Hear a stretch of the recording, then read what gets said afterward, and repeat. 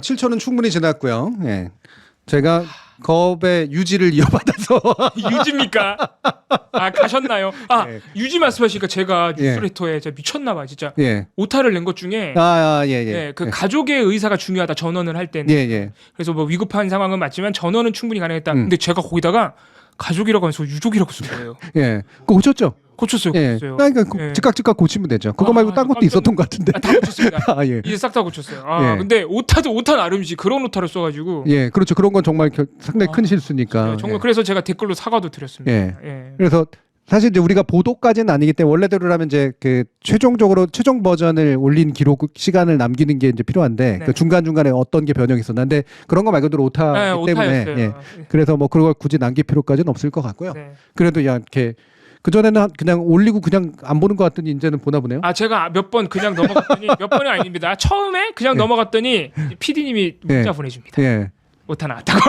그래 바로 고치. 이제는 제가 데스킹을 굳이 안 하거든요. 이제는 이제 독자적인 코너가 된 거예요. 제가 이제 저희 이제 컬럼 섹션도 만들었기 때문에 해시칼리지에. 맞아요. 그래서 그 컬럼 섹션에 좀 있으면 이제 컬럼니스트들이 이제 글을 올릴 거예요.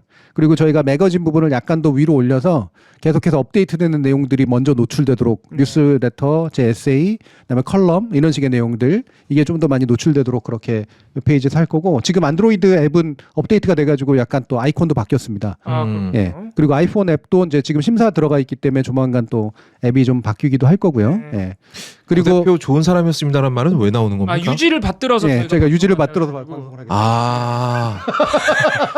환생했습니다. 부활했습니다. 부활. 네. 그리고 잠깐의 이제 고지를 좀 더 드리면 그 저기 기념품이 조금 남겼어요. 조금 이게 제가 이제 사실 완전 모자라기 전에 이제 품절을 시켜놨기 때문에. 근데 색깔을 원하는 대로 다 못 받으신 분들이 꽤 계실 거라 그 부분에서는 대단히 죄송하다는 말씀드리고 그리고 이제 배송상 수량이 한두 개 정도 틀리는 경우들이 있을 겁니다. 그게 엑스파일 변환 과정에서 생기는 문제도 혹시 있을 수 있어서 저희가 체크는 했지만 안 된 부분들이 있을 거예요. 또 그런 것들은 이제 응답 Q&A나 뭐 1대1 문의로 남겨주시면 다 사후 대응을 해드릴 거고요. 이거를 이제 새로운 상품 나머지를 어떻게 올려야 되나 해외에 계신 분들도 갖고 싶다고 막 그래가지고 이 부분에 대한 고민이 좀 있는데 요거는 적절한 시기에 제가 사전에 공지를 하고 이제 상품으로 공개는 하겠습니다. 아니면 그냥 제가 다 갖고 있을까 이런 생각이 사실 강하게 들긴 합니다. 왜냐면 이번에 배송하시느라 온 가족이 저는 교수님한테 권합니다. 가지고 계시는 게. 아니 왜냐하면 나중에 또 이거 개인적으로 나눠줄 일도 생길 수 있고요. 좀 가지고 계시는 게 킵하시는 게 나을 것 같습니다. 근데 워낙 이제 갖고 싶어 하시는 분들이 이제 많이 계셔서 그거 좀 이렇게 달아 올랐을 때 한정판으로. 그래서 여러분들이 나중에 저기 실시간 댓글 말고 우리 방송 끝나고 난 다음에 댓글이나 아니면은 칼리지의 뭐 자유 게시판도 좋고요. 뭐 문의 게시판 이런 것도 좋고요. 이제 뭐 추가로 갖고 싶다라든가 이런 식의 규모는 파악이 되면 추가 주문하는데 또 되게 좀 시간이 좀 들기 때문에 여러분들이 시간만 양해해 주시면 이게 일반 상품 샵은 아니기 때문에 요거는 기본적으로 제가 알리라는 농담을 하긴 했습니다만 그 정도까지는 아니고 최대한 빨리 처리를 하는데 객관적으로 드는 시간이 있어요. 그래서 그게 시간이 얼마나 걸릴지를 언제나 사전에 고지를 드릴 테니까 이제 그런 부분에 대해서는 여러분들이 의견을 많이 좀 그 끝나고 방송 종료 후에 댓글로 남겨주시면 제가 이제 한번 체크를 해보도록 하고요. 이봉활동가가 통계 내도록. 와 봉오리 좋겠다. 그렇게 하겠습니다. 근데 진짜 기념품이 갖고 싶은가 봐요. 보통 교수님이 이렇게까지 말씀하시면 힘들면 하지 마세요 그러는데 지금 배송이 처음엔 어렵지 하면 쉬워요. 말도 안 되는 얘기입니까? 계속 어려워요. 계속 힘들고. 진짜로 갖고 싶은가 봐. 그리고 저희 해시태그 우산은 이제 더 이상 없습니다. 없어요. 만들고 싶어도 우산 얘기 계속 하시는 분이 계셔가지고 이제는 가지고 계신 분한테 사시는 방법밖에 없어요. 아무튼 교수님께서 지금 고생 이번에 많이 하셨는데 마음은 마음은 많이 생각하시는 것 같아요. 하고 싶은 그러니까 기념품이나 이런 거 드리고 싶은 마음이 있는데 지금 교수님과 가족과 PD님이 간해수공업으로 하고 있다는 점. 그래서 100개만 넘어가도 상당히 고생한다는 점을 좀 이해를 해주셔야 됩니다. 좀 기다려 주셔야 돼요. 좀 냉정하게 얘기하면 교수님이 그렇게 한 명 한 명 챙기는 시간에 차라리 방송을 더 하시는 게 낫다고. 제가 그 생각을 안 한 건 아니에요. 그러니까 이 시간에 제 시간을 어떻게 쓰는 게 여러분들한테 좀 더 많은 거를 돌려드릴 수 있는 길일까 이런 고민을 했는데 제가 이번에 한 거는 제가 직접 해봐야지 알거든요. 제가 직접 해봐야 이게 규모가 어떻게 되고 어느 정도의 인력들이 좀 필요하고 어느 정도의 상업적인 판단도 해야 되는가? 이게 뭐 예를 들면은 그냥 기념품 나눠드리는 거면 모르겠는데 사람을 써서 막 열심히 했는데 예를 들면 손해를 보는 건 여러분들한테도 안 좋잖아요. 우리가 네. 칼리지를 키워가야 되니까. 그렇죠. 그래서 그런 정도까지 다 포함했을 때 여러분들이 만족할 수 있으면서도 실망하지 않게 적절한 품질에 적절한 가격을 어떻게 할까? 이건 제가 해봐야지 한단 말이에요. 그러니까. 그래서 일부러 해본 거기도 하고요. 예. 그러면서 느낀 것도 굉장히 많았고 그래서 아마 이후의 계획이 꽤 바뀌고 있긴 합니다만. 그러니까 하시면서 느낀 게 다시는 하지 말아야겠다를 느끼신 거거든요. 네. 지금 아무 말도 안 했는데 봉사활동 하겠다는 사람이 너무 많아. 네. 자봉단 안 돼요. 네, 안 됩니다. 마음만 하수상한 시절이에요. 네, 네. 마음만. 그리고 이렇게 다 시범 상품이에요. 지금 제가 교육 상품도 이제 강의 상품도 시범 상품으로 올려놨는데 네. 이런 게 이제 결제 시스템도 테스트하고 실제로 어느 정도까지 우리 인력으로 굴릴 수 있나 이런 것들도 보려고 하는 건데 그렇다고 해서 뭐 내용이 부실하다는 얘기는 절대 아닙니다. 네. 예, 그래서 이런 것들을 하면서 현실을 맞춰 나가야 되는 거기 때문에 여러분들이 칼리지나 뭐 이런 걸 통해서 의견도 많이 내주시고 그 의견은 제가 다 받을 수는 없습니다만 이제 고민을 해보는 그런 정도라고 좀 알려드리도록 하겠습니다. 네. 자, 그럼 이제 미디어 정거장으로 가도 되겠습니까? 다시 오셨네요? 네, 맞습니다. 그리고 뭐 물 내리는 소리가 들린 것 같다라고 말씀하셨는데 실제로 저는 전혀 소리를 내지 않고 물을 내렸습니다. 뭔 소리야? 뭔 소리죠? 아시는 분만 알아들으시면 돼요. 네. 그래요? 뭐 피스법 같은 건가? 예. 뭔 죄송합니다. 소리야? 자, 안 그래도 난해한 얘기를 더 난해하게 죄송합니다. 만들면 어떡하겠다는 예. 거야. 네. 자, 본격적으로 오늘 영화 얘기할 거 많아요. 오늘 영화는 소설과 영화입니다. 소설도 있고 영화도 있습니다. 오래된 정원이라는 작품입니다. 제가 저번 주에 이거 영화보다 소설이 좋다라고 말씀을 드렸는데 물을 안 내린 게 아니라고요, 여러분. 소리 안 나게 내렸다고요. 네. 소리 안 나게 내렸다고. 뭘 지리긴. 자, 제가 저번 주에 영화보다 소설이 좋다라고 말씀을 드렸는데 마셨나? 와, 나 진짜 마셨나요? 예. 마셨냐고요? 죄송합니다, 여러분. 예. 예. 자, PD에게 시켰대. 네. 뭐 아무튼 얘기가 분위기가 안 잡히잖아 지금. 어쨌든 오래된 정원인데 소설보다 영화보다 소설이 좋다고 말씀드렸는데 정정하겠습니다. 제가 영화 평을 정정하는 경우는 많이 없어요. 영화도 좋습니다. 네. 영화도 꽤 좋습니다. 저 진짜 좋았어요. 네, 영화도 꽤 괜찮아요. 네. 꽤 괜찮아요. 꽤 뭐 엄청 좋습니다. 이런 건 아니고요. 소설이 도달했던 어떤 네. 성취만큼은 아니긴 하지만 네. 네, 자기 방식으로 그래도 잘 표현을 했죠. 자기 방식으로 되게 문학적이에요. 네. 영화가. 그렇죠. 네. 저는 이거 안 알려주면 임상수 감독 영화라고 생각 못할 수도 있을 것 같다는 생각. 기존 스타일하고 또 네, 완전히 다르더라고요. 또. 나도 심지어는 네. 나조차도 이 영화가 심지어 난 있는지도 까먹고 있었어. 그러니까 너무 오래전에 봐서 그 평가에 대한 기억이 흐릿할 수도 있을 것 같아요. 오래전에 봤고 오래전에 봤을 때 좋은 평가를 못했고 왜냐하면 그때 내가 이 배경에 대해서 너무 몰랐고 그렇죠. 모르는 사람이 보면 세상 재미없을 수밖에 없거든요. 네. 네. 그리고 아마 이제 그 나이 때의 감성을 어느 정도는 또 장착을 한 거지. 네. 그건 맞아요. 안타까움에 대한 어떤 이유가 좀 더 생긴 거고. 감성이 또 있죠. 전 여기서 정말 여러 사람한테 감정이입했습니다. 지진 씨한테 감정이입했다가 나중에는 염정아 씨한테 너무 감정이입되는 거예요. 네. 염정아 씨가 연기도 잘했고 네. 임상수 감독이 굉장히 힘을 줘서 연기를 시켰고. 네. 그 염정아 씨가 범죄 재구성에서도 봤지만 이분의 미모를 내가 너무 과소평가하고 있었다. 너무너무 죄송합니다, 염정아 씨. 매력이 상당한 네. 분이죠. 그 매력을 잘 살렸지. 저 냉미녀라는 말이 요즘에 이제 많이 쓰는 말이잖아요. 정석인 것 같아요. 그리고 염정아 씨가 마음 먹으면 이렇게까지 뭔가 그 판무파탈이라고 해도 될까요? 네네네. 네. 판무파탈이야. 그 정도는 아니에요. 남자를 파괴시키거나 이런 건 아니잖아. 여기서 오히려 파괴- 지진이가 오무파탈이죠. 파괴시켜요?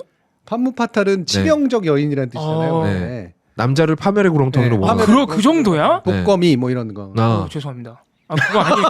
여러분 이 영화에서 그거 아니에요. 그냥 매력적인 게 판무파탈인 줄 알았어.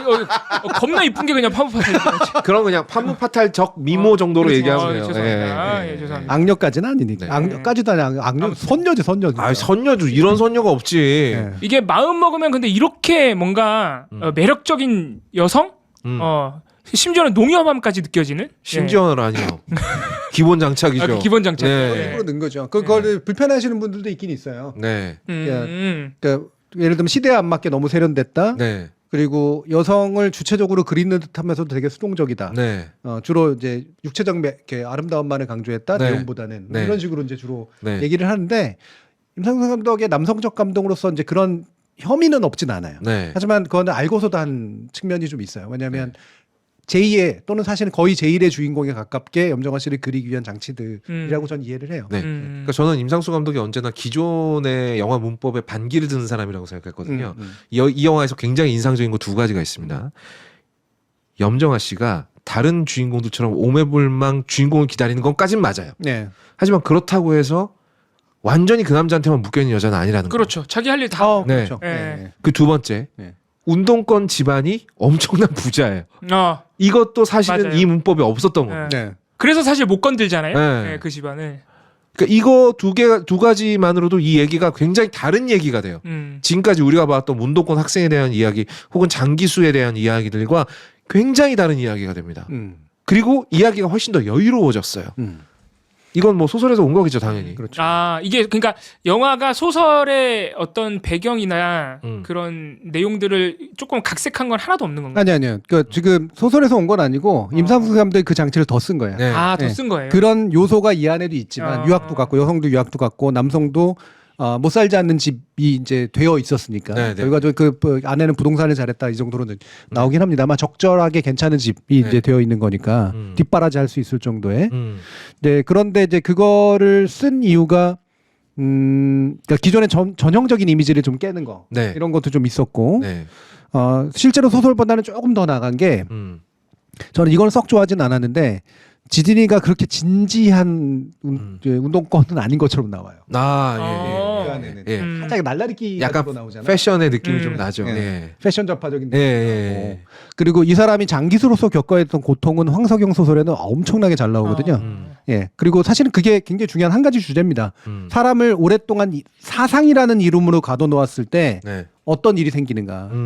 이게 이제 한 가지가 나오고 또 한 가지가 또 다른 주축으로서 사실 보조축인데 원래 소설에서는 이 여성의 이야기는 주로 편집글의 형식으로 이렇게 나오거든요. 이 영화에서는 회상 장면의 형식으로 이제 나오긴 하지만 그건 영화적인 언어죠 이제. 근데 소설보다는 더 주체적으로 그렸어요. 네. 그리고 더 매력적으로 그렸고. 더 매력적으로 그렸습니다. 예. 더 매력적으로 그렸고 그거는 의도적인 거라고 봐요. 네, 상당히. 네.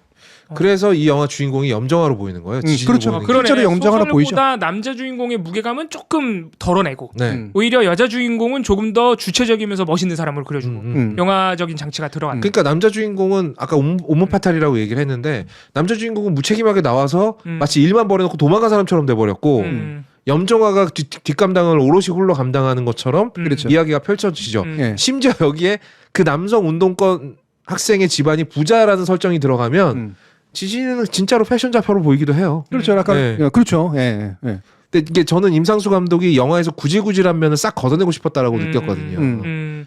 근데 뭐 이 영화 얘기랑 좀 멀어지는 건데 구질구질한 거 되게 좋아하잖아요. 영화 안에. 영화 임상수 만들 때. 감독이 예. 그렇긴 한데 이 영화 만들 때는 조금 달랐나 보다. 그럴 수도 있겠죠. 임상수 감독은 돈의 맛 같은 영화도 되게 구질구질하게 찍는 사람이긴 하지만 때깔이 구질구질한 건 또 못 참는 사람이에요. 네. 그런 건 있죠. 예. 근데 우리가 너무 배경 얘기 없이 지금 얘기를 막 하는 것 같은데. 간단해요. 줄거리 굉장히 단순합니다. 자, 지진이 씨가 좌파 학생이에요. 격렬 운동권이라고 네. 보여지죠. 본인 말로는 사회주의자라. 네. 네. 그러니까 소위 이제 도발이라고 말하는 이제 튀었죠.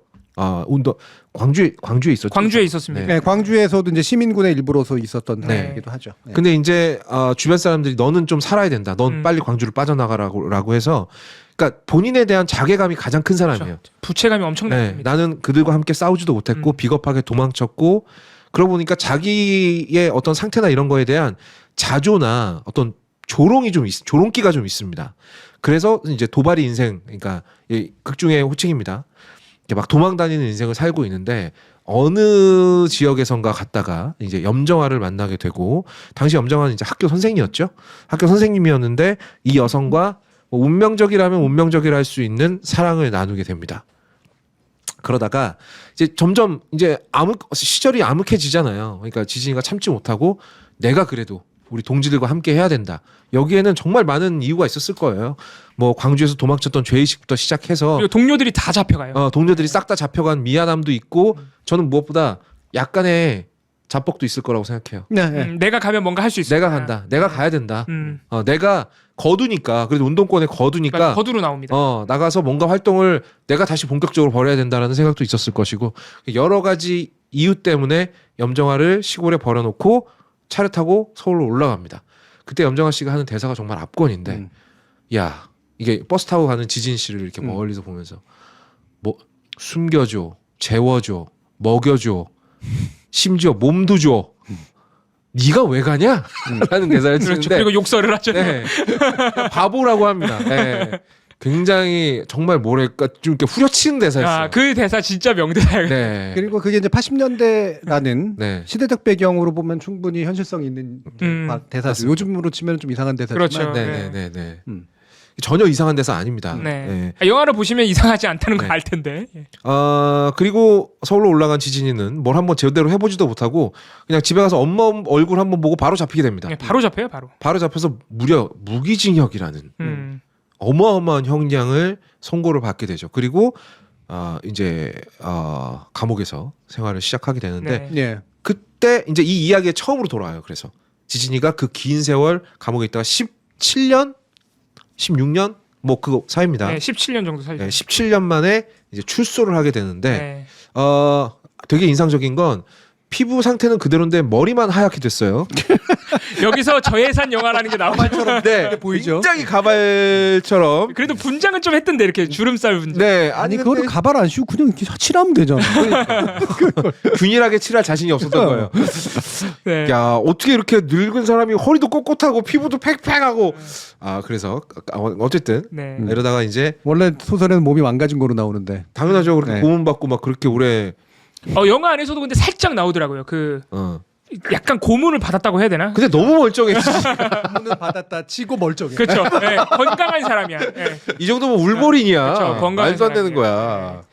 그래서 이제 자기를 사랑했던 여성 염정아 씨가 암으로 사망했다라는 얘기를 전해듣게 됩니다. 네. 그리고 나서 이제 다시 처음으로 돌아가서 이제 추억을 막 곱씹는다는 내용이에요. 네. 네. 그리고 마지막에는 이건 너무 좀 진부한 이야기지만 본인이 염정아 씨에게 남기고 간 자녀가 있었다. 그렇죠. 라는 설정도 네. 있습니다.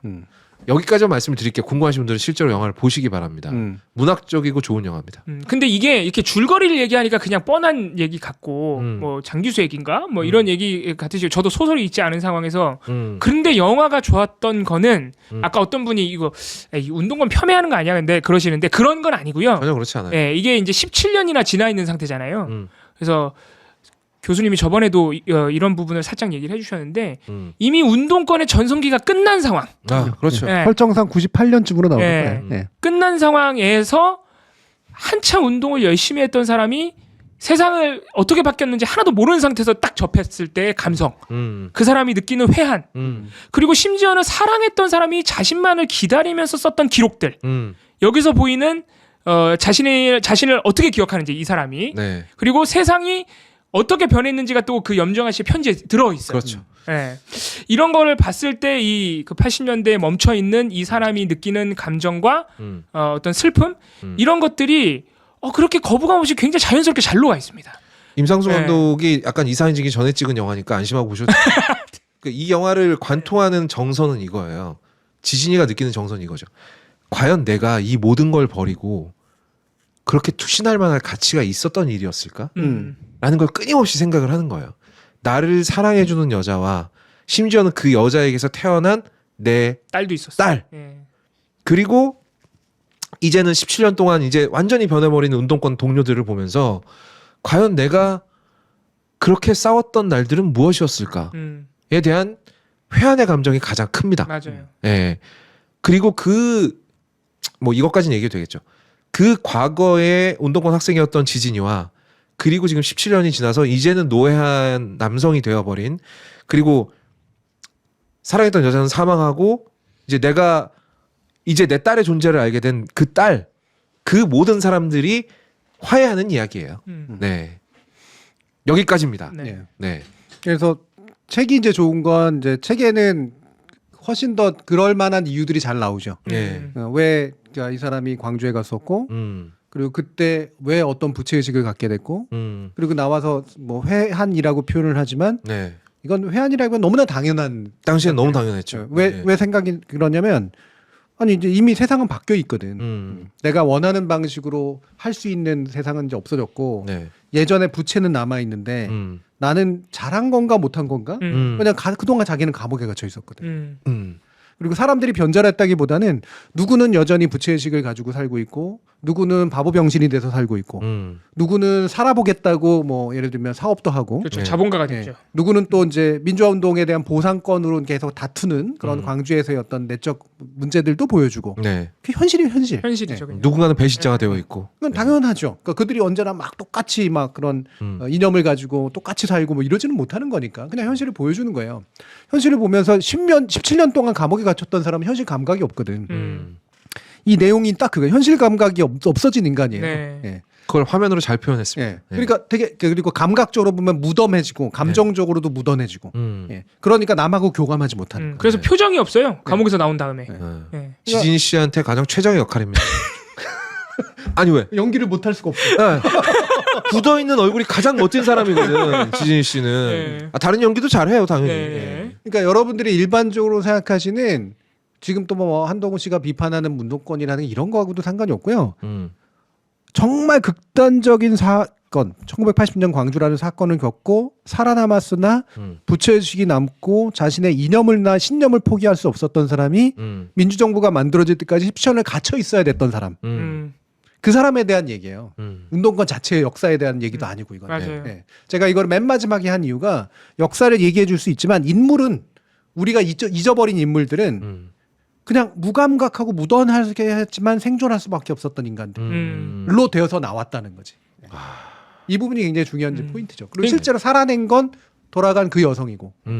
그러니까 그게 우리가 운동권들을 최근에 정치권에 특히 국민의힘에서 자꾸 언급하고 언론도 뭐라고 하면서 우리가 그렇게 가볍게 보면 안 되는 게 그렇게 열심히 산 사람들에게 그런 현실이 그냥 있는 건데 우리가 슬퍼해야 되고 화를 내야 되는 부분은 말씀하신 대로 그런 사람이 감옥에 있었다는 거예요. 그렇죠. 그러니까 그 영화 안에서 지진이 씨가 어떻게 묘사가 되냐면 법정에서도 사회주의자라고 당당하게 얘기한 사람은 나와요. 심지어 군부독재, 전두환 군부독재. 심지어 내가 니들이 그렇게 싫어하는 빨갱이다. 어쩔래? 그러니까 임상수 감독이 이렇게 소설에도 그런 내용이 있는지 모르겠는데 그나마 이게 영화만 보면 운동권이 되게 잘못 보면 아니 되게 별거 아닌 사람처럼 보여. 그러니까 이 소설에 그게 자세히 있다 그러니까 다행인데 그래도 영화가 보여준 점은 이런 사람은 감옥에 있으면 안 되는데 우리 사회는 이런 사람은 17년이나 감옥에 넣어놨던 사회다. 그 부분을 우리가 가볍게 보면 안 된다. 그렇기 때문에 그 사람들을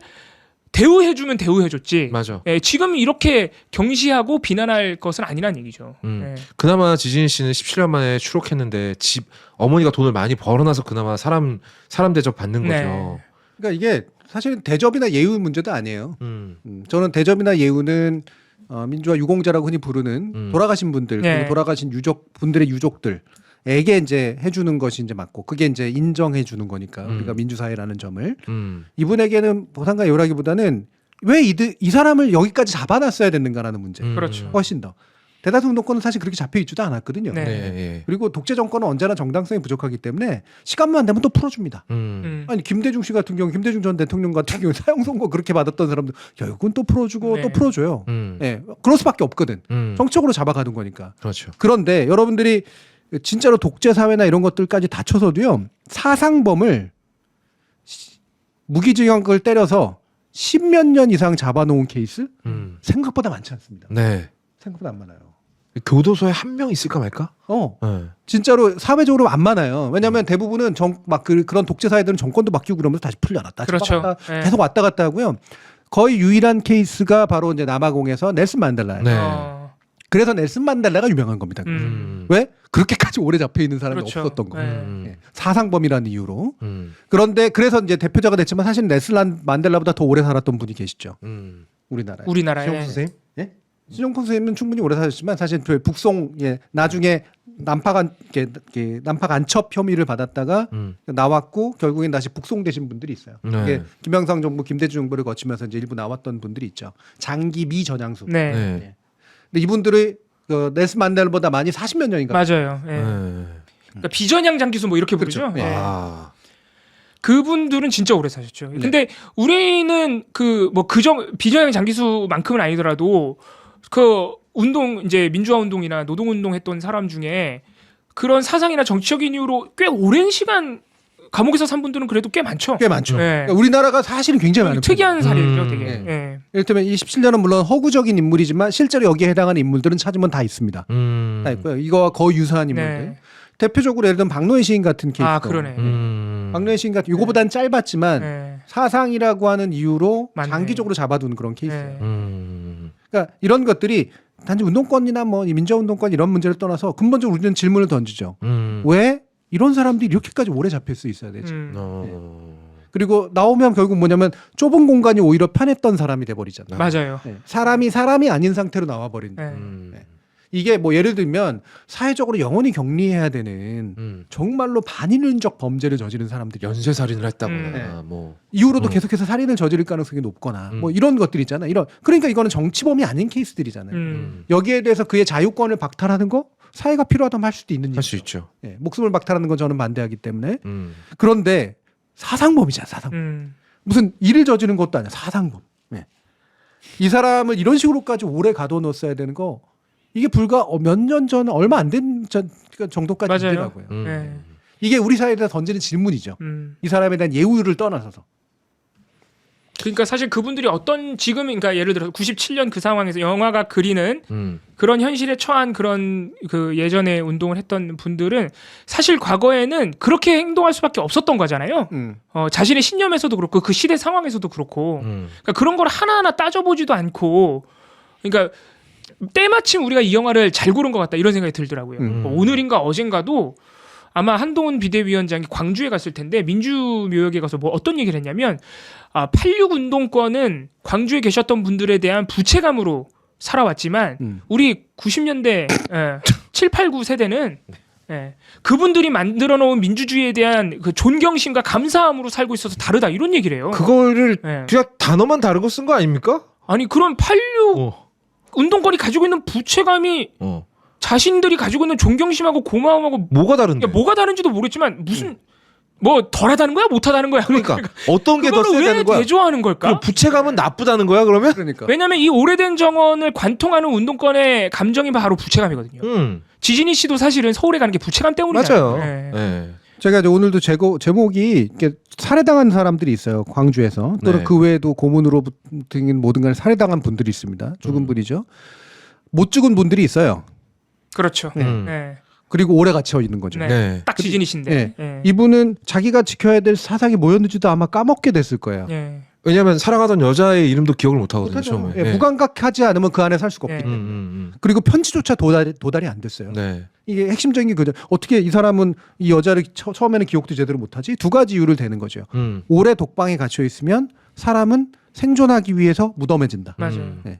두 번째, 이 여자는 사상범이라는 이유로 가족이 아니라는 이유로 편지조차도 접근이 안 됩니다. 면회도 안 되고. 이 사람이 살았는지 죽었는지 자기를 좋아했는지 안 했는지 애를 가졌는지 안 했는지 알 수가 없었던 거예요. 얼마나 반인권적인 겁니까 이게. 그래요. 아니 진짜 편지 정도는 전해줘도 되잖아. 그러니까 무슨 회합통신의 죄를 저지르는 거라는 거지. 회합통신. 와. 국보법이죠 국보법. 아니 근데 상상을 해봤거든요. 독방에 사람이 한 달만 들어가 있어도 아마 돌아버릴 거예요. 아 진짜 무섭더라 근데. 아무도 없고 나 혼자 있는 곳이잖아. 아니 근데 저는 독방을 그렇게 하는지 몰랐어요. 진짜. 몰랐어요? 아니 사람을 딱 숨만 쉴 수 있게 코 이렇게 뚫어놓은 뭘 이상한 거 씌워요. 그래, 방성구라 그래요. 방성구. 그러고 목소리를 막는. 다리도 못 펴는 그런 좁은 공간에 넣어버리고 빛이 하나도 안 들어오더라고. 나 깜짝 놀랐어. 좁은 공간에 변기도 아니고 이렇게 무슨 통이 딱 무슨 그거 하나만 그래. 있어요. 그거 하나 뺑기통. 줘요. 뺑기통 맞아. 와, 그게 사람이 살 수가 없을 것 같던데. 근데 거기에 17년을 있었다? 아니 물론 계속 거기 있는 건 아닙니다. 개인 감옥은 또 따로 있었습니다만 그래도 그 개인 감옥은 옆방에 있는 죄수랑 의사소통 정도는 되겠더라고요. 그렇죠. 창살 멍멍으로 이렇게 얼굴을 내밀면. 근데 그거 하지 않으면 옆방 사람하고도 의사소통이 안 되는 그런 구조잖아요. 사상범들은 머리도 안 깎이고요. 남들하고 얘기도 못 하게 해요. 운동도 따로 시키고. 전파한다고? 그래서 그 독방에 들어간 사유도 보면은 시끄럽게 말했다고 넣었더라고요. 그 독방은 또 이제 그래서 개인 방과 독방인데 독방은 사실은 정확히 말하면 징벌방. 징벌방. 징벌방은 항의하고 그랬다고 방송국을 채워서 그 사실 아마 예전에 신영복 씨라든가 이런 거 영화 보시면 나오지 영화랜다 그 책 보면 나오지만 이게요 남들이 쓰던 거 그냥 채우는 거예요. 아유 그렇구나 냄새도 나겠네. 냄새 엄청나고 구역질 나고 이거를 이제 이렇게 제거를 물려 그리고 여기 안에 이만큼만 이제 이게 봉 같은 게 들어가 있어서 혀를 눌러. 아우 되게 고통스러운 거구나. 그거. 아 진짜 고통스럽겠네. 그러니까 침이 질질 흐르잖아요. 그래서 침이 흘렀구나. 그러니까 여기가 마비가 된 이러는 연기를 하잖아요. 이건 방송국 이거 완전 반인권적인 그런 거거든요. 이게 90년대까지 있었던 거예요. 그러니까 80년대 90년대. 예. 그러니까 이렇게 비인간적인 상황에 17년이나 처했던 사람이 그러면 나왔을 때 현실을 어떻게 맞닥뜨려야 되느냐. 근데 나는 이렇게 얘기를 하고 나니까 이 영화가 어떤 부분에서 아쉬웠는지 이제 알겠네요. 정작 누구의 얘기인지 잘 모르겠어요. 그게 문제예요. 그렇죠. 온전히 염정아의 얘기인지 아니면 온전히 지진이의 얘기인지 그렇죠. 둘이 번갈아 가면서 나오면서 이게 뭔가 한 사람한테 진득하게 감정이입을 못하게 만들어요. 그리고 심지어 임상수 감독이 항상 영화마다 주인공으로 쓴 이름이 있어요. 주영작이라고. 아 영작이 나오죠. 아, 영작이 나오잖아요. 그럼 진짜 주인공은 주영작인가? 이 생각도 들면서 네. 그래서 이 영화가 처음 봤을 때 그렇게 별로였구나. 그러니까 뭔 말인지를 잘 모르겠는 걸 떠나서 누구한테 감정이입을 해야 되는지 모르겠는 거지. 그 부분이 이제 썩 잘 처리되진 않았고요. 네. 예, 충분히. 그러니까 제가 오늘 제목을 단 게 이제 살해된 사람들, 죽은 분들, 그리고 갇혔던 분들, 네. 살아남았지만 갇혔던 분들. 그다음에 중간에 이제 결국 염정아 씨가 대표하는 게 기다렸던 분들이에요. 네. 네. 기다렸고 이분들은 살아낸 거지 이제. 네. 그렇죠. 기다렸고 살아냈는데 결국은 돌아가신 거예요. 그 꿈을 다 못 이루고.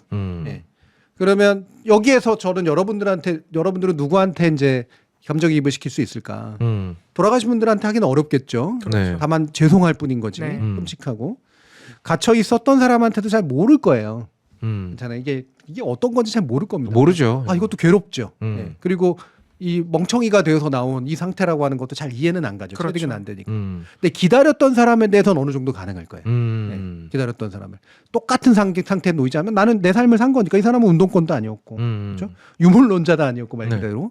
그다음에 정상적인 삶을 살았지만 다만 그를 못 잊은 것일 뿐이야. 그렇죠. 이게 사랑일 수도 있고 또는 집착일 수도 있고. 네. 예. 그 기다리면서 살아낸 사람들이 우리 대부분의 사람들이에요.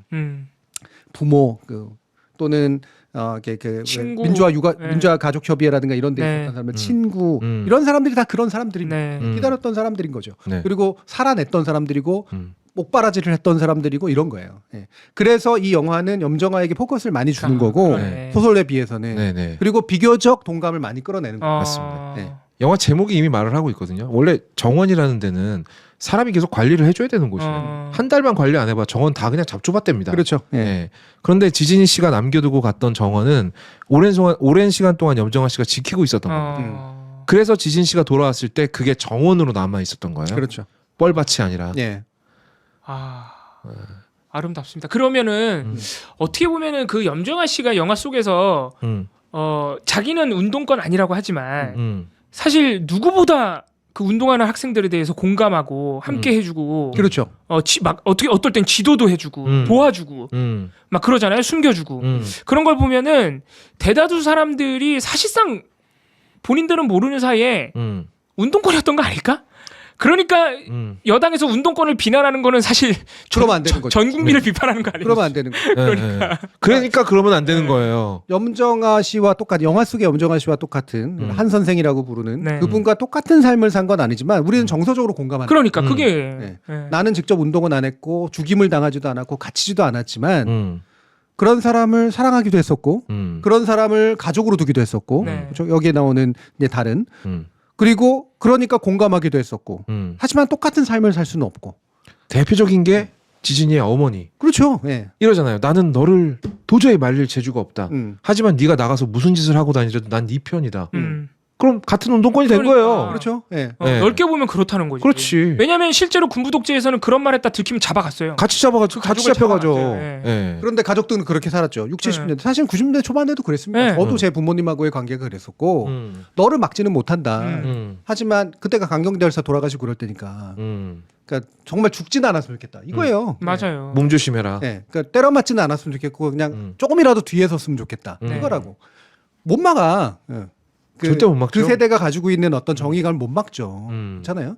이분들이 뭐 진보래서 민주주의자래서라기보다는 가족으로 얽히고 사랑으로 얽히고 뭐로 얽혀서야. 네. 네. 그리고 자기는 돈을 벌고 밥을 만들어주고 이러는 거라고. 네. 그러니까 이 사람들이 다수고요. 그 사람들이 다수니까 민주화 운동이 정당한 운동이었고 그랬기 때문에 민주주의 사회가 온 거예요. 맞아요. 때문에 운동권에 대한 비판은 죽은 자에 대한 비판이기도 하고 갇힌 자에 대한 비난이기도 하지만 기다렸던 사람들을 비난하는 그러니까 우리들에 대한 비난이야 어떻게 보면. 그러니까 이건 거의 대한민국 국민의 한 90%를 적으로 돌리는 일이에요. 그러니까 우리 사회를 지금의 사회를 만든 여론과 시스템에 대한 비판이잖아요. 맞아요. 비난이잖아요. 그러니까 심지어 본인이 맘껏 누리고 있는 민주주의. 이거 너무 당연한 얘기라서 하고 싶지가 않다. 이 얘기를 교수님이 저번에 했던 얘기로 다시 돌아가는데 우리 헌법 체계에 대한 불인정이야. 그렇죠. 운동권을 비방하는. 맞아요. 그러니까 비판하는 거 말고 지금 여당처럼 부당하게 비방하는 거. 비난은 밑도 끝도 없이 비난하는 거. 교수님이 짚어줬지 않습니까? 막말로 그 운동권이라는 사람이 정말로 그렇게 기득권이 돼서 막 기득권을 막 잡고 있냐고. 그것도 아니잖아. 대부분은 지진이처럼 돼 있을 걸 지금. 그리고 그 세대들은 대부분은 염정아 같았거나 맞아. 어머님 같았거나 뭐 예를 들면 그 뭐예요 누나 같았거나 그죠? 예, 주인공의 누나 같았거나 또는 그 한 선생의 엄마 같았거나 돌아가신 또는 뭐 그 언니 같았거나 또 동생 여동생 같았거나 이런 사람들이었다는 거예요. 맞아요. 그 사람들을 비난한다고? 아 그러고 보니까 한 선생의 어머니가 잠깐 나오는데 겁나 카리스마 있죠. 겁나 멋있어. 아마 반효정 씨로 나올 겁니다. 배우가 겁나 멋있습니다. 이게 근데 여러분들 이거 여러분들이 영화 안 보셨다면 참 좋은 게 오늘 교수님과 거엽다님의 설명을 듣고 영화를 보면 훨씬 좋을 것 같아. 어디에 왜 이런 식의 그림을 그려내는지를 이해를 훨씬 더 잘하실 것 같습니다. 아니 근데 이게 사상범 수사라는 게 이래서 잔인한 거잖아요. 사상이라는 건 확인이 안 돼요. 사람한테 무슨 여기 모가지 이쪽에 사상 게이지가 있는 것도 아니잖아. 그러면 뭐야? 엮이면 잡아가는 거잖아요. 그러면 진짜 고약한 게 그 주변 사람들이 같이 딸려 들어가요. 맞아요. 진짜 도와줬다는 이유로. 이게 얼마나 잔인하고 비인간적인 짓이야. 광주도 그런 식으로 때려잡은 거 아닙니까? 빨갱이들, 폭도들, 얘들이 도와줬으니까 너희들도 똑같은 놈들이야. 그러니까 사실 여기서는 이제 임상수 감독이 특유의 약간은 이제 그 뭐랄까 이죽거림 같은 게 여전히 좀 있어서 살짝 있습니다. 그래서 이제 그 지진이 씨도 그러니까 주인공도 약간은 날티나게 표현하고 중간에 나오는 그 학생 운동권 이게 사실 80년 중반 운동권이고 86년에 이제 사실 건대 사태거든요. 건대 민주항쟁인데 그때 사태를 약간은 이제 뭐 정말 길게 그리죠. 사실은 그 제일 길게 그리니까 광주가 아니라 오히려 86년 그 건대에서의 일이에요. 아 그렇군요. 그 건대 사건입니다. 그리고 이거를 굉장히 자세하게 묘사를 해요. 이게 아마 임상수 감독에겐 개인적으로 더 큰 경험이 있었던 때이기 때문에 아마 그럴 겁니다. 연령대가 그 당시 80년대 중후반 살았던 이른바 386 세대 핵심이 되던 세대들이 가장 충격적인 사건이 바로 이제 그거. 아 그렇군요. 건대 항쟁이에요. 그리고 그거는 굉장히 비교적 자세하게 묘사를 합니다. 그런데 그 뒤에 나오는 이제 약간 핵심 운동권들은 좀 약간은 약간 나쁜 좀 이상하게 묘사. 이상하게 그려. 대표적인 대사가 니들은 어떻게 그렇게 문어치를 쉬지도 않고 사실은 맞아. 사실 맞는 맞아요. 말이죠. 왜냐면 그 당시 운동권들은 공부도 많이 했고 약간은 현학적인 면도 좀 있었고요. 자기들끼리 또 모여서 했기 때문에 공부의 깊이는 있었지만 사실은 좀 이렇게 대중과 요리된 면이 있었죠. 분명히 그런 면이 있었는데 그리고 핵심 운동권이 그럴 수밖에 없는 게 그래야지 이른바 선도투를 하는 거예요. 그 안에 보면 맞아. 다 선도투 얘기 나와요. 잡혀가려고 하는 거야. 아까 그 주영작. 영작이 사실 선도투를 하려다가 주저주저 하다 결국 안 하죠. 저는 그런 상황을 알아요. 저도 그런 제안도 받았고 그런 식의 일들을 하는 게 90년대 초반까지도 있었거든요. 근데 그 중간에 이렇게 지난번에 얘기했던 미문화원 점거 강화 사건이라든가 민정당사 투쟁이라든가 이런 게 84년, 85년 나오면서 82년부터 이제 반미에 대한 이야기들이 나오고요. 83, 84, 85를 거치면서 나와요. 그리고 86년이 되면서 터져 나오는 거예요. 건대 항쟁, 그다음에 인천 항쟁 이런 것들이 되고 그게 87년 6월 항쟁으로 연결이 됩니다. 그 중간에 박종철 씨의 사망이 있는 거예요. 그런 분들 중에 한 분이 고문받다 돌아가신 거죠. 근데 이 건대 항쟁도 굉장히 중요한 사건이거든요. 이거는 진짜로 학생 운동을 폭도로 몰기 위해서 만들어낸 조작된 사건이에요. 몰랐어요. 그리고 그때 그러니까 아마 우리나라 전 역사적으로 아마 한 번에 검거된 인력으로 최대 겁니다. 이게 검거 및 구속 인력. 근데 학교에 그렇게 막 쳐들어가서 경찰이 애들을 따라잡아도 학생이 몇 일부러 명을 고립시킨 거예요. 몇 명을 연행했냐 그러면 1525명을 미쳤나봐. 연행했고요. 구속된 사람이 1288명입니다. 대학 안으로 들어가서. 야, 전두환이 막 나왔다. 당시에 외치던 구호가 반외세 자주화, 반독재 민주화, 조국 통일이었거든요. 그렇죠. 근데 이걸 좌경 용공 분자, 아, 이거 조작 사건이구나. 혁명 분자 난동 사건으로 포장했습니다. 그러니까 아니 우리나라의 혁명 분자가 대학생으로만 1,600명이나 1,800명에 가까운 사람들이 한 군데 모일 정도로면 국정원 뭐 했어? 그러니까. 맞아. 국정원은 등신이라는 얘기야 그러면. 그냥 학생 시위예요, 학생 시위. 그리고 이제 그런 게 뭐 예전에 잔민투니, 삼민투니 이런 식의 이제 어떤 학생운동 흐름들이 있었고 그 흐름들 가운데 이제 이른바 학생회 운동을 하기 위해서 모여 있었던 그런 사람들인데 그냥 일상적인 대학 시위하고 거의 유사한 상태였었어요. 근데 이거를 간첩단과 유사하게 해서 일부러 고립을 시킵니다. 그래서 일부러 농성을 들어갔다고 거짓말 쳐요. 농성 들어가는데 물도 안 사가지고 들어가고 김밥도 안 사가지고 들어갑니다. 맞아. 네.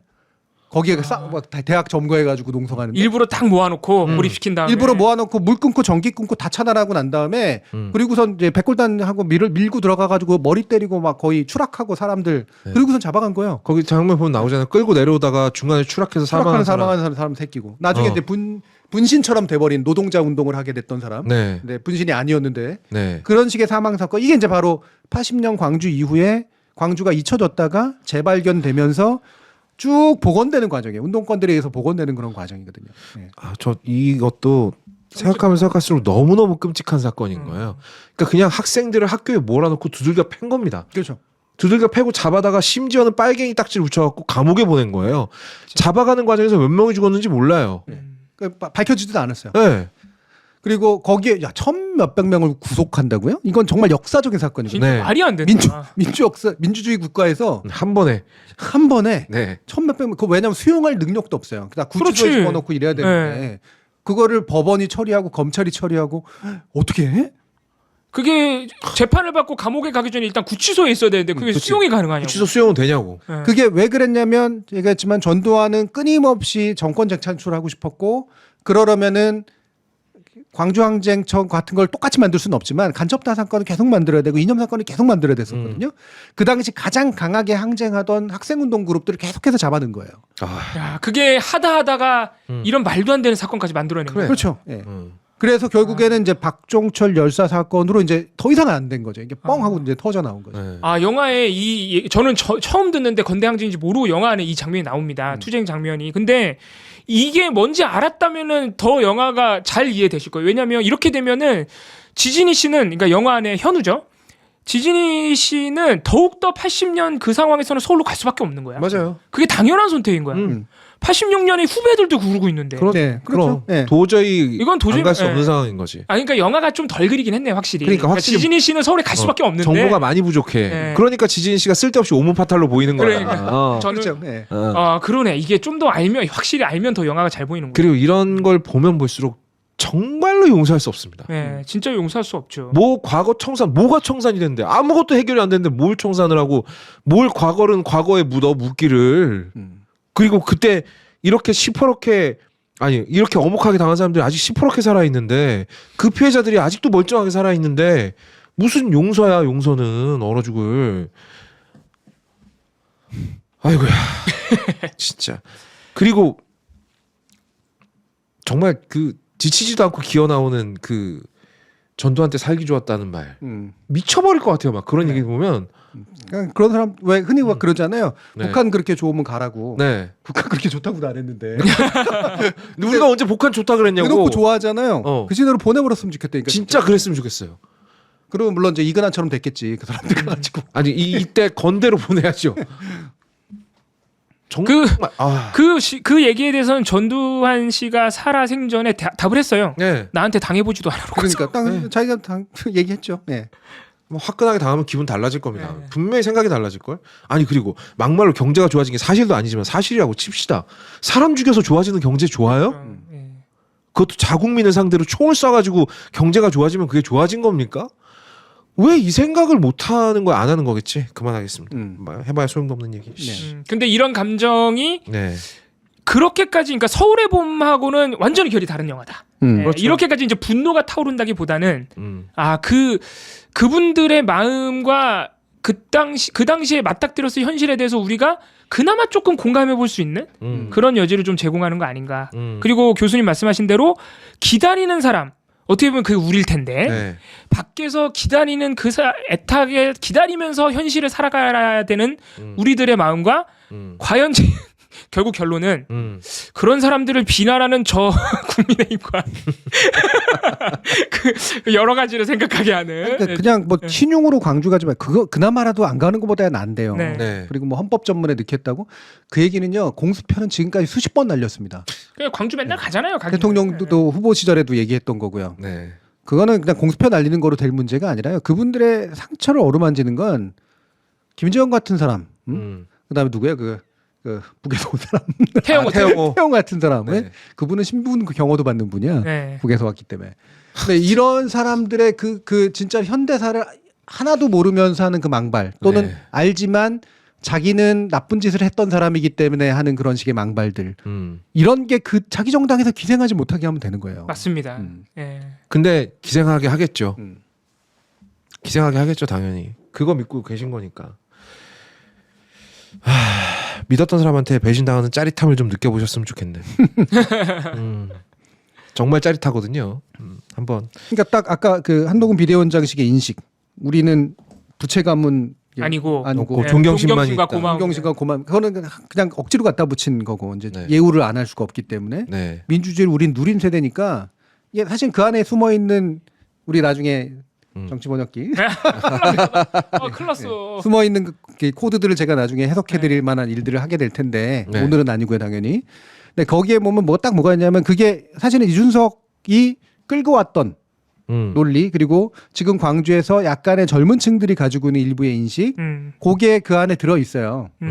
그게 뭐냐면 이제 더 이상 80년 광주에 묶여 있지 말고 좀 미래지향적으로 좀 갔으면 좋겠다. 다시 자꾸 그 핏값으로 뭐 하고 이런 거 하지 말고 이제는 우리도 좀 이렇게 쇼핑몰도 좀 짓고 살고 싶고 우리도 좀 이렇게 세련되고 편안한 이런 삶 좀 살고 싶은데 자꾸 우리를 80년 광주로 자꾸 올려놓으니 광주 자체가 80년에서 벗어나지 못하고 있는 거 아니냐 이런 식의 생각을 하는 사람들이 있거든요. 그리고 그건 이해도 가요. 차라리 광주 지역에 있는 젊은이들이 그런 건 이해도 갑니다. 그건 이해할 수 있어요. 가요. 네. 사실은 부모 세대가 자기는 잘 모르지만 부모 세대가 자꾸 그러라고 하는 것 같은 느낌 이 부분에 대한 반발감도 있을 수 있겠죠. 하지만 저는 그 친구들이 사실 그건 반발감까지는 아니라고 생각해요. 그럼요. 답답함에 좀 가까워. 그렇지.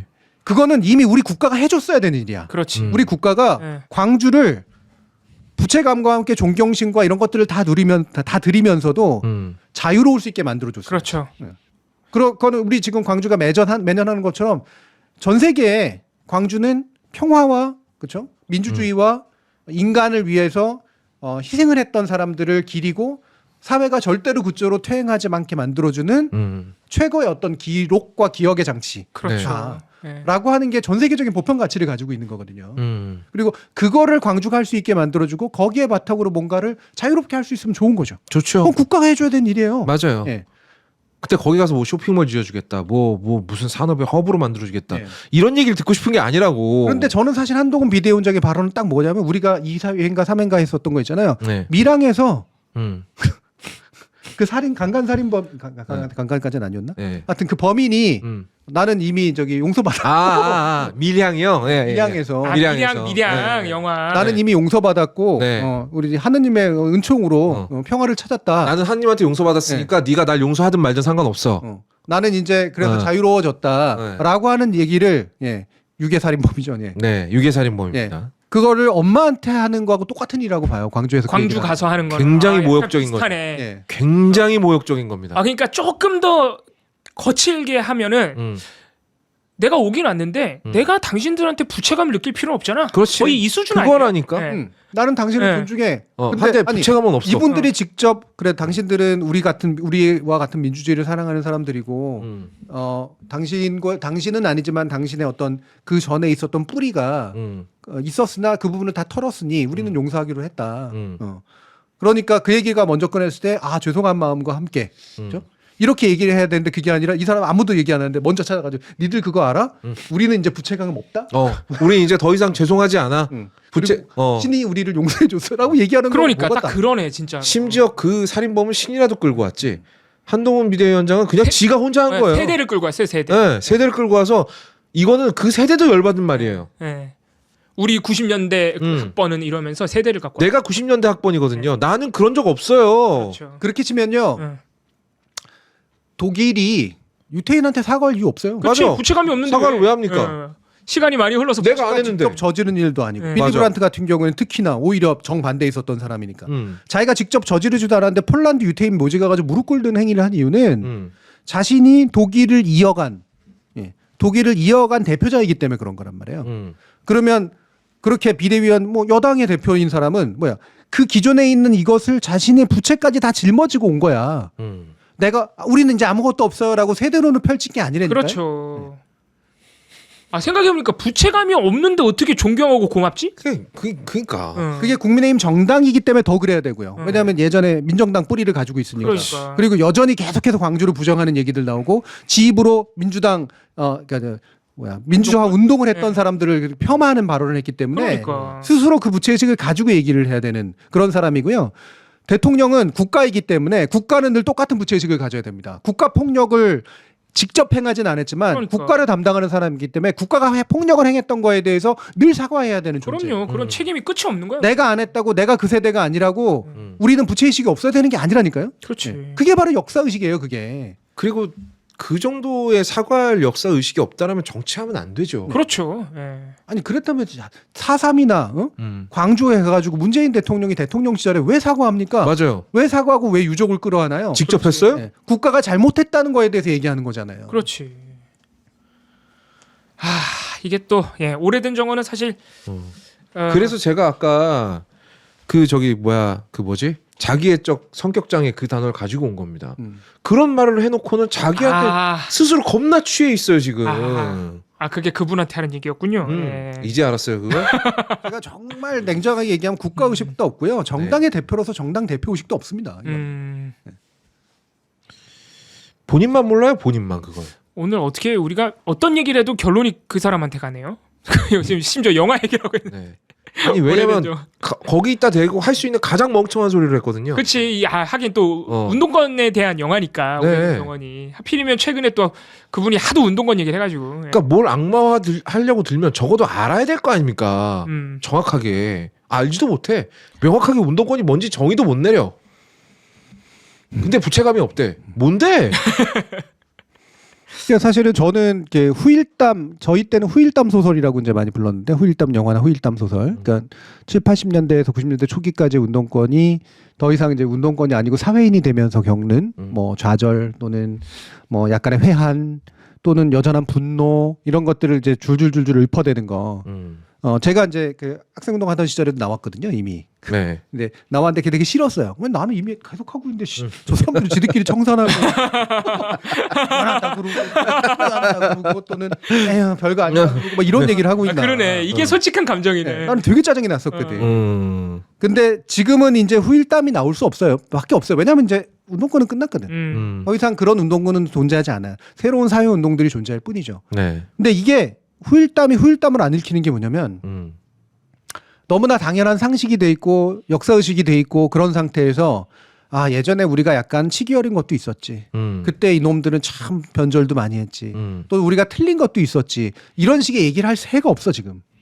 아니 역사가 부정당하고 있는. 그래. 네. 아예 부정을 당하고 있는데. 아예 인정을 받지 못하고 있는데 이게. 그리고 오히려 퇴행하고 있고 옛날로 돌아가는 것 같은데 어떻게 해야 되지? 후일담 쓸 게 아니라 지금 진행형을 써야 되나? 맞아. 다시 운동을 해야 될 판이야. 이런 상태가 돼. 다시 운동을 할 판이 됐어 지금. 후일담이 아니라. 그래서 우리가 그 서울의 봄을 계기로 지난 한 달간 그러네. 한 달간 계속 현대사 특집을 문학 작품과 미디어 작품을 통해서 80년에서 그러니까 정확히 말하면 79년에서 현재까지 이르는 과정들을 계속해서 이렇게 얘기를 한 겁니다. 근데 이게 영화 순서가 좀 이렇게 섞여 있다는 점은 좀 양해를 부탁드립니다. 근데 나중에 몰아서 보시면 확실히 이해가 가실 거예요. 우리가 근데 순서도 어떻게 하다 보니까 이렇게 좀 시간 순으로 온 느낌이 있어요. 그래도 최종적으로는 98년까지 왔네요 지금. 1987을 먼저 해버리는. 1987을 먼저 했구나 우리가. 네, 이게 이제 사실은 한 이유가 있었죠. 시작이고 87이 끝이고. 어쨌든 성공이고 음. 결국은 전두환을 내쫓아낸 거니까 결국에는 이러고 다시 이제 노무현으로 돌아간 이유는 81년으로 운동권 얘기를 하지만 사실은 새로운 각성들이 있었다라는 네. 거고 원래 운동을 하던 사람들은 어떤 고통을 겪었나 그게 이제 남영동에서 85 예. 남영동에서 나온 거고 아. 예. 그리고 다시 80년으로 돌아가 97년에 이르기까지를 이제 전체적으로 한번 본 거죠. 음. 예. 예. 그다음에 이제는 우리의 시각은 기다렸던 사람들, 네. 기다렸던 사람들의 시각 이거를 얘기를 한 겁니다. 아 이렇게 말씀하시니까 오래된 정원이라는 영화가 엄청 풍부해지는데. 그러니까 이렇게 서사를 붙여줘야 풍부해지는 영화라는 거죠. 예. 아 그러니까 과거에 보셨을 때 이게 2000 몇 년에 나왔는데 네. 그때는 잘 아무 모르는 생각이 상태에서 없었어요. 아무 생각 없고 난 솔직히 이거 약간 에로 영화스럽게 본 거예요. 과거에는. 네. 아 그리고 이렇게 내용 모르고 보면 약간 운동권 폄훼처럼 느껴질 수도 있겠다. 그죠? 맞아. 약간 한철 지나간 사람들. 그래서 이제 임상수 감독이 음. 약간 너무 좀 가볍게 다루는 거 아니냐라는 얘기를 듣기도 했던 거예요. 근데 좀 알고 보니까 그렇지는 않다는 거, 전혀 그렇지 않다는 걸 좀 알 것 같아요. 네. 그래서 소설을 먼저 보시는 게 좋긴 해요. 보실 수만 있다면 이것도 잘 읽히는 소설이고 황석혁 씨는 스스로가 장기수 경험이 있었던 사람이기 예, 때문에 자기 경험을 토대로 또 이제 또 광주에 대해서 워낙 잘 아는 분이고 그래서 이제 그거를 읽고 기본 틀이 잡히면 영화를 보시면 거기에 약간의 염정아의 시각, 한 선생의 시각, 예, 그리고 좀 더 보편적 시각 오히려 느낄 수도 있어요. 예, 왜냐하면 황석영 작가의 소설은 좀 더 어떤 면에서 전문적이거든요. 네. 또 본인 얘기기도 하네. 그거 네. 보니까. 정말 제가 시간이 없다라고 느낀 게 이 책을 심지어 집에 사다 놨어요. 근데 읽을 시간이 없네. 아 근데 시간 없으신 분들은 이거 네이버에서 1,000원 주고 살 수 있거든요, 영화. 1,000원 주고 저는 추천해드릴만 할 것 같아요. 왓챠에 또 있습니다. 네, 우리 아, 시청자분들은 영화요? 영화 왓챠에 보실만 할 것 있고, 같아. 네. 네. 이건 제가 이제 또 새로 나온 거를 또 새로운 판은 아니고 옛날에 똑같은 거긴 한데 새로 또 샀는데, 예, 근데 그냥 시간을 두고 보시면 돼요. 예, 그리고 저는 이 책과 함께 제가 아까도 잠깐 말씀드렸지만 괜찮은 광주 책들도 꽤 많습니다만 네. 사실은 황석영 작가의 죽음을 넘어 시대의 어둠을 넘어를 보시면 좋고요. 예. 네. 굉장히 잘. 저는 고3 때 이거 읽다가 절반 읽다가 더 못 읽었어요. 대학 못 갈 것 같아서. 아, 계속 읽으면 나 대학 입시 때려칠 것 같아가지고. 예. 그래서 중간까지 딱 접고 대학 합격한 다음에 다시 읽겠다. 그럼 약간 피를 끓게 하는 그런. 그럼 굉장히 충격적이었죠, 진짜. 그럼 책을 읽어야겠다. 생각해 보면 정말 전두환 한 명을 몰아내기 위해서 몇 명이 죽은 거야? 얼마나 많은 사람이 그럼요. 희생된 얼마나 많은 거예요. 사람이 죽은 거예요. 아니 권력 잡겠다고 눈 돌아가지고 쿠데타 일으킨 그 대머리 하나 몰아내려고 정말 애꿎은 시민들이, 학생들이, 군인들이 몇 명이 귀중한 목숨을 잃고 그 사람들의 식구들은 평생 가슴에 상처를 안고 살고 이게 뭐 하는 짓이야. 네. 예. 한강 작가의 소년이 온다. 예, 이거는 또 굉장히 새로운 스타일의 소설이에요. 네. 네, 그거는 이제 뭐 읽어보신 분들은 알겠지만 광주 자체를 정확하게 알려주는 것도 있지만 그 당시 죽어갔던 사람들 죽지 못해. 그러니까 비슷합니다. 이 오래된 정원의 기본 모티브는 비슷하나 광주에 집중돼 있죠. 예, 그거를 굉장히 정서적으로 잘 느낄 수 있게 만들어주는 좋은 소설이고 넘어는 이제 다큐멘터리에 가까운 기록에 가까운 거고. 예, 그리고 오래된 정원은 그거를 이제 한참 뒤에 이제 바라보면서 자기 이야기를 하는 거에 가깝죠. 좋은 영화입니다. 좋은 영화, 좋은 추천드리긴 소설들입니다. 하네요. 예. 생각해 보면 뭐 읽을 책이 없냐는 뭐 이런 얘기 하기 전에 찾아보면 많아요. 찾아보면 볼 영화도 많고 읽을 책도 많아요. 근데 확실히 오래된 정원 같은 영화는 우리 방송에서 교수님이나 거엽다님 같은 분이 소개해주지 않는 이상 사실 찾기도 불가능해. 잘 모르는 분들 아예 몰라요. 아예 배경이 없으니까. 그래서 정말 이번에는 제가 오랜만에 우리 정거장 때문에 진짜 좋은 영화 봤다고 네. 감탄했습니다. 자, 이렇게 정리된 현대사 시리즈는 제가 제 채널에서 또 한 번 영상으로 이어서 만들고 있습니다. 저 요즘에 이거 하느라고 매일 밤 집에 들어가서 편집합니다. 이거 좋다. 이거 네. 기대되네요 또. 예. 나중에 제가 이거 영상 다 해갖고 통합판 나오면 제 채널에도 걸고 해시TV 채널에도 좋다. 아니면 그냥 뭐 이렇게 타고 오실 수 있도록 브릿지 정도로 걸어놓도록 하죠. 네. 자, 이제 그러면 오늘 정거장은 여기서 마무리를 하고요. 이번 주 토요일에 뭐가 있나요? 우리? 이번 주 토요일은 없습니다. 예, 이번 주 토요일은 없고 없습니다. 이제 다음 주 토요일부터 그러니까 3회차 연속으로 이제 제 첫 파일럿 강연이 강의를 이제 합니다. 네. 시작이 되고요. 네. 그리고 그 시기 끝날 때쯤 해가지고 이제 심화반 컨텐츠가 아마 공개되면서 뭐 이제 이런 것들이 좀 있을 거고. 예. 그리고 아마도 우리 50브런치는 그 중에 마지막 주에 하게 되지 않을까. 예. 27일. 1월 마지막 주. 예. 그리고 그 저기 뭐 여러 가지 공개해 드리긴 할 텐데 월간 마로니에는 날짜를 딱 정하진 않았지만 이제부터는 금요일에 할 거거든요. 그 두 분이 예. 이제 금요일에 주로 시간이 좋으시기 때문에 금요일인데 그게 셋째 주 금요일인가 그렇습니다. 그래서 이제 셋째 주에 50원쯤 못 해요. 그 맞아. 목금토를 해버려야 되기 너무 때문에 힘드니까. 예. 예. 네. 그래서 이제 그것들을 이제 쭉 기다리시면 아마 이제 그 한 달에 한 10개 정도의 정기 그 하시는 라이브 하는 이런 컨텐츠가 나올 거고 이제 비정기로 나오는 교양 컨텐츠가 또 한 서너 건 이상 아마 이렇게 나올 겁니다. 예. 컨텐츠가 많아지고 있죠. 네. 지금 물어보시는 분이 있는데 그 1월 13일부터 하는 강의는 완판이 된 거죠 지금? 1월 13일 강의. 13일, 그다음 20일, 27일이고요. 네. 온라인, 오프라인이 다 있어서 아직은 제가 사실 좀 더 열어놨습니다. 원래는 그냥 닫았어야 되는데 아직 얼마나 많은 분들이 신청하실지 잘 몰라서 일단은 받아보려고요. 네, 아직 열려 있다고 합니다. 강의실을 바꾸든가 뭐 이렇게 해야죠. 그러면. 네, 아직 열려 있다 그러니까 지금이라도 생각 있으신 분들은 1월 13일부터 토요일마다 3번 강의 있으니까 온라인이든 오프라인이든 그 해시칼리지 앱을 통해서 또는 홈페이지 통해서 신청하시면 되겠습니다. 네. 자, 오늘 여러모로 화도 나고 뭐 좀 기분 나쁜 얘기도 많이 나왔습니다만 얘기가 기분 나빴다는 게 아니라 기분 나쁜 것에 대한 이야기도 많이 나왔습니다만 그래도 우리가 차가운 시선을 간직해야 할 충분한 이유가 있다라고 봐요. 그리고 언제든 맞서 싸워야 되는 상황이 되면 저도 뭐 많이 망설이겠습니다만 결국은 싸우게 되지 않을까. 지진이처럼은 못 싸우더라도 네, 싸우게 되지 않을까 라는 생각이 듭니다. 그러니까 여러분들도 그런 어떤 마음가짐이라고 하면 좀 웃기고 그런 시선을 유지해 주셨으면 그게 아마 해시TV를 통해서 여러분들이 얻어갈 수 있는 가장 중요한 요소가 아닌가 생각이 됩니다. 자, 그러면 오늘 해시TV는 여기서 마무리를 하도록 하고요. 봉우리. 네. 그냥 불러봤어요. 고맙습니다. 봉우리 새해 복 많이 받고요. 건강하고 네. 올해는 연애하기 바랍니다. 감사합니다. 네. 네, 거의없다님 올해도 돈 많이 버셔서 조금만 주세요. 무슨 말입니까? 조금만 줘요. 예. 내가 힘들게 일해서 너한테 지금 73님 5천 1000명이라고 5천 1000명. 합치면 500만 명이네요. 꿈의 숫자입니다. 500만 명. 뭐 이 정도면 제가 뭐 여기 뼈를 갈아 넣죠. 500만 명이면 저도 여기다 갈아 넣습니다. 저는 정규직만 시켜주세요. 정규직.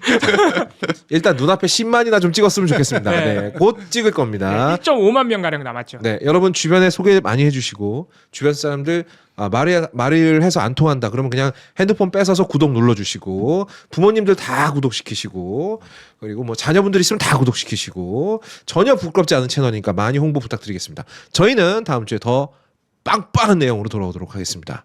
교수님 뭐 더 하실 말씀 있습니까? 아닙니다. 네. 차차 또 한꺼번에 다 밝히는 것보다는 이렇게 네. 차츰차츰 밝히는 게 나을 테니까 네. 차츰차츰 공개해 갈 거고요. 해시 라디오는 저 뒤에 나옵니다. 다음 주 월요일에 돌아옵니다. 해시 라디오 월요일 날 예? 아이고 죄송합니다. 날짜 1월 7일은 못합니다. 8일 네. 월요일에 돌아옵니다. 월요일입니다. 다음 주 월요일. 그리고 우리 또 목요일에 이제 만나죠. 네. 예, 여러분 다음 주에 뵙겠습니다. 아니지 월요일에 해시 라디오가 돌아옵니다. 이 채널에서 그대로 돌아오니까 놓치지 마시기 바랍니다. 귀염둥이 정미정 박사님 지금 막가는 민동기 기자입니다. 그렇습니다. 그리고 뾰루퉁한 이정훈 박사님 나오십니다. 예. 그리고 여전히 교수님도 나옵니다. 여러분 그럼 월요일에 교수님 다시 만나 뵙도록 하겠습니다. 여러분 안녕. 감사합니다.